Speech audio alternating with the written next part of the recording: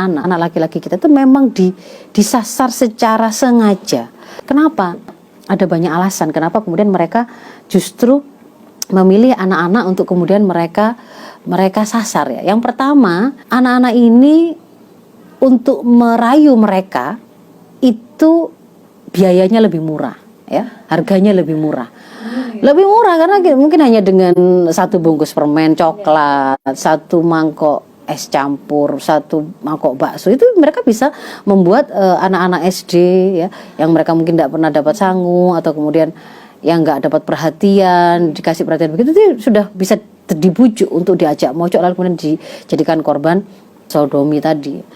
Nah, itu dari sisi pertama murahnya. Yang kedua juga mudahnya itu lebih mudah gitu merayu ataupun memaksa gitu ya, memaksa. Jadi menjadikan mereka, menjebak mereka, kemudian akhirnya itu menjadi alat pemuasan orang-orang bejat ini, itu lebih mudah karena ya namanya anak kecil ya, belum memiliki kemampuan mempertahankan diri dengan lebih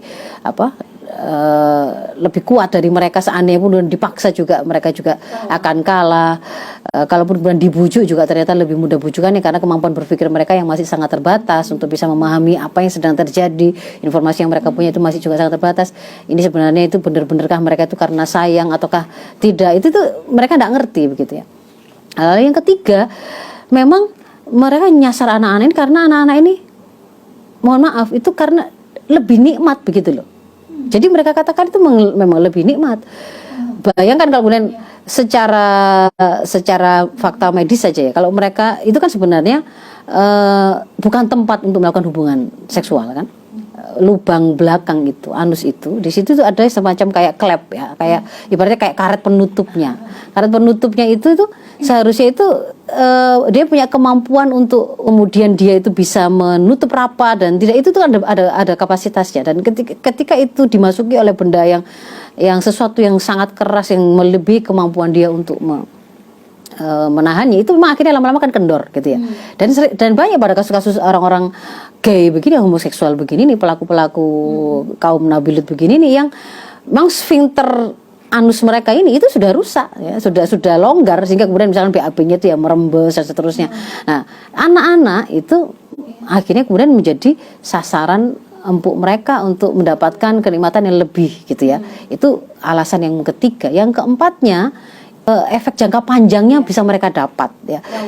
Efek jangka panjangnya itu kalau kemudian anak-anak ini yang kemudian mereka jadikan sasaran, mereka akan bisa menjadi agen untuk menyebarkan perilaku itu di masa datang karena masih panjang.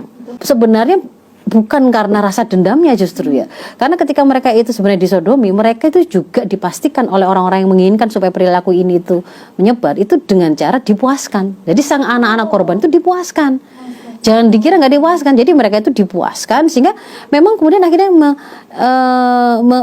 sama seperti orang yang mendapatkan kepuasan begitu ya. Kalau caranya kita tidak perlu bahas ya, bahwa itu dipuaskan sehingga membuat ada sebuah memori tentang kenikmatan seksual yang menjadi pengalaman pertama bagi anak-anak itu. Jadi bayangkan mereka tidak pernah mendapatkan gambaran atau bayangan tentang kenikmatan hubungan seksual, lalu itu menjadi pengalaman pertama dan itu tercatat dalam memori mereka bagaimana kenikmatannya. Jadi memang juga sampai dilepaskan hormon-hormon yang membuat senang seperti hormon endorfin itu memang sama begitu. Dan itu yang akan membuat sang anak-anak tadi, dia akan menjadikan itu sebagai ibaratnya seperti warna dasar mereka ketika mau memahami kenikmatan seksual, kenikmatan hubungan seksual di fase-fase berikutnya kan. Karena itu adalah pengalaman pertamanya. Nah, disitulah kenapa kemudian mereka memang akhirnya benar-benar menyasar namanya anak-anak ini.